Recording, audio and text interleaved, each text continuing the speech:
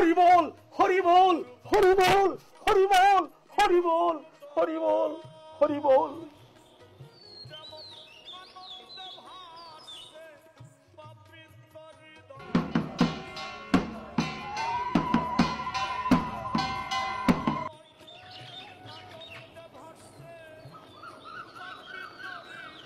হে কি ঠাকুর, তোমার কপাল কাটলো কি করে?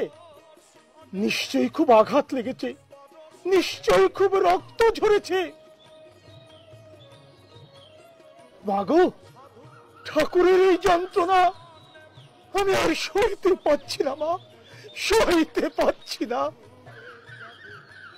ও বুঝেছি, তোমার কোনো এক ভক্ত কপাল ঠুকছে আর রক্ত ঝরছে তোমার। কি করে বুঝলি?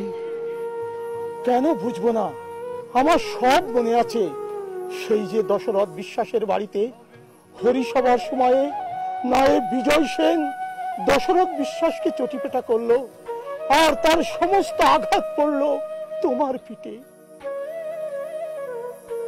আমার সব মনে আছে ঠাকুর, সব মনে আছে। তুমি ভুলতে পারো, কিন্তু আমি ভুলবো না। আজকার যন্ত্রণা তুমি বহন করছো, আমি সব বুঝি ঠাকুর, আমি সব বুঝি। আমার গোলক, সব যখন বুঝতে পেরেছিস, তখন আমার যন্ত্রণা তুই উপশম কর গোলক। কিভাবে করব ঠাকুর? তুই নিজেই চিন্তা কর কিভাবে করবি। আমার গোলক, কিছুই বুঝতে পারছিস না? শোন তবে, আগামীকাল প্রাতঃকালে সর্বপ্রথম তুই যাকে দেখবি, তোর সর্বশক্তি দিয়ে তার আশা তুই পূর্ণ করবি। আশা পূরণ করব আমি? আমার এত ক্ষমতা? এ তুমি কি বলছো ঠাকুর? যা বলছি তাই কর। তাই হবে ঠাকুর, তোমার বাক্য শিরোধার্য করে আমি আগামীকাল প্রভাতে বের হব।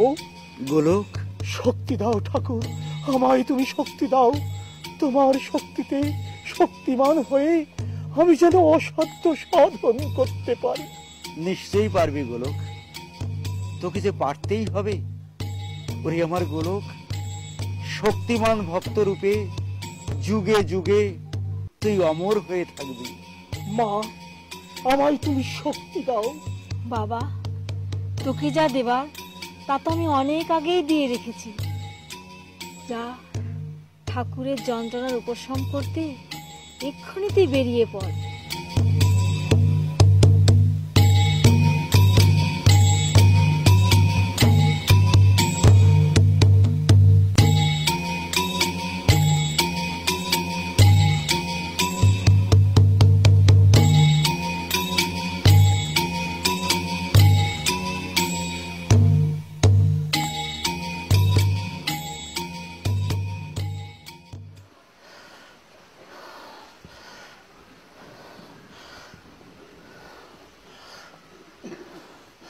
হরি বল।